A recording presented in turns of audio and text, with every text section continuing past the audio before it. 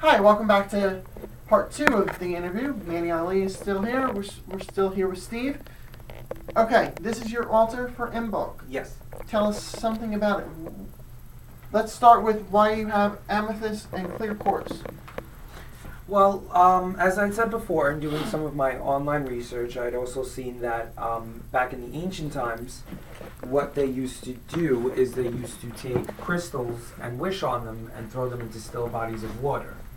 So I thought that would be a nice idea to incorporate into the ritual. So what I did is here we have some clear quartz, which is generally known as an amplifying stone, and we also have some amethyst. So what I did is I had everybody grab a piece of quartz, hold on to it, visualize letting go of obstacles that have been holding them back recently or at all from, now and in their past, making a wish for the coming season, and then putting it in a cauldron so I could throw it into a still body of water, which would be a lake later on. And don't forget, we had to ring the bell for the god and goddess. Yes. And then I see we still have lit the silver candle for the goddess and the gold candle for the god. And why do we have a sun candle holder? Well, my personal god, who I Work a lot with, is Apollo. And due to the fact that Apollo is the Greek god of the sun, I thought that would be a nice thing to have. And the white candle here is also representative of Imbolc itself. Also, one of the things that they used to do back in the ancient times is one of the things was to light white candles, as Imbolc also being Candlemas. But I didn't really want to do that just for fear of a fire hazard. So is that why you have all the tea lights? The tea lights were going all during ritual, and I guess they're out and about now. Yeah. Well, here you can see all the tea lights. They were all lit before, and we actually had one tea light representative of each person that was involved in the ritual. So there were 16. There were 16 people together all tonight, including myself. Can you tell us something about why you chose the yellow flowers and what they represent? Well, the flowers are representative of spring, and what I actually tried to do was find some daffodils. But being that I'm not really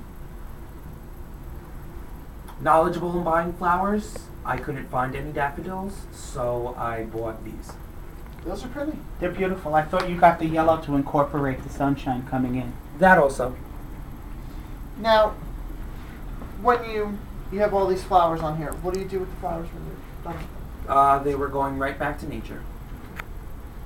And I have to promote myself a little bit. I made this for him as a gift for his first ritual. He wanted red and black, so I... My two favorite colors. Intertwined them. Okay, and then I included 3 beads here. I really wanted... Can we get the shot of this? I really wanted red, black, and white to represent the triple goddess, but I couldn't have white and black beads, so I put them all 3 reds. And then everything has to be done in 9s, so I did 6 more beads going out there, and then I have 6 strings hanging down, and then number 7 and number 8 are here, and then number 9 is being intertwirled. So number 9 is here, right here.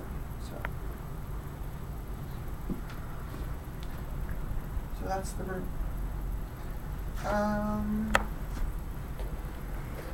What kind of incense did you have?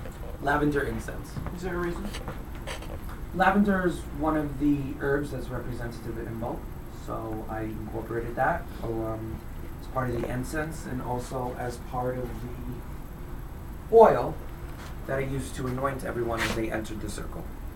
The lavender incense also brought a calming atmosphere to the ritual.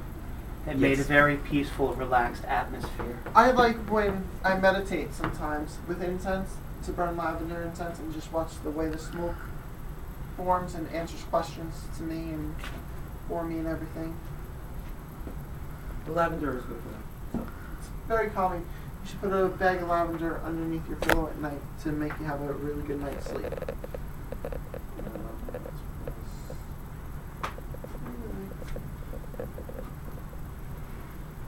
And you have a lake by your house, so will you be putting those clear quartz in that lake? Or Yes, I will tonight. drive-by quartzing? I can actually tell you a little story about the flowers Yes, that please. are around the rim. I actually wanted to go with I wanted something else to accentuate the red and the white, instead of just the altar cloth. So I originally wanted to go with some red and white ribbon tied around the altar right here, but I actually couldn't find any. So when I was getting the flowers, I actually thought that the red and the white flowers would be a better idea as a border, because like I said before, the flowers are representative of the coming season. So thought it was a nicer touch than the ribbons. And we usually have cakes and ales, which we have none left of. What did we have to drink and what did we have to eat? We had oat cakes, oatmeal cookies. I chose that because oat cakes are usually what's, again, representative of Imbolc. So I chose the oatmeal cookies, and then we just had some apple cider. Non-alcoholic. Non-alcoholic, of course. Very simplistic. Something mostly everybody can drink. So You had mentioned Bridget as you were bringing her into the ritual. What god did you bring into the ritual? Angus Og. And can you tell me a little bit more about him? Well, he is the he is a Celtic god. He is the god of poetry, love, and fertility. I read somewhere Bridget's the goddess of poetry. Yes, she I don't is. remember where I read it. Love, fertility, poetry, creativity in general. Give everybody some Chrysocolin. He got some major creativity going. And you said Bridget was a triple goddess, so did you choose the white and the red flowers to represent the maiden and the mother? And you put the black on your besom to represent the crone, or am I just carrying it too far? To be honest with you, it wasn't intentional, but now that But it was you- nicely pointed out, But It Steve. now looks that like you brought did it- that intentionally. And I love your purple chalice. It looks like it's made out of amethyst Thank you. for psychic awareness. That's beautiful. Well, I've of never course. seen an amethyst-colored chalice before. Oh, that's funky.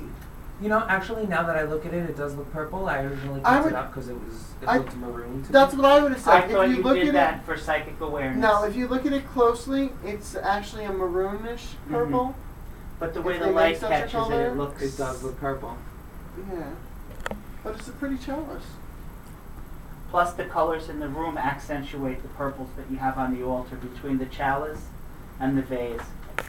And what I wanted to point out, on your cauldron, last week we had discussed that the cauldron, the feet on the cauldron represent the triple goddess. Yes. Your cauldron actually has a handle which represents the masculine energy of the cauldron, I was not aware of that. which balances out the femininity of it. See?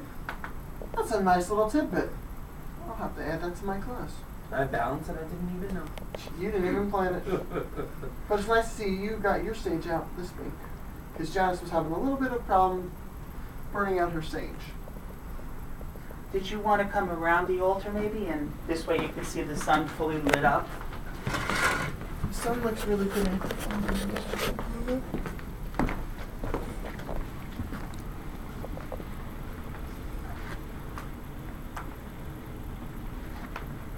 Oh, he also has a black thame, which could represent the crone goddess also. I hadn't realized that before. I like I do the have the red and black soft bows. I like the way you have the sun for the god and the moon for the goddess. Yes, I did that intentionally. That I thought.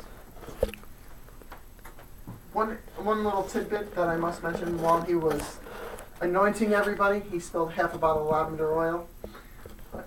Well, that could be why the room is so calm. But anything else you want to add?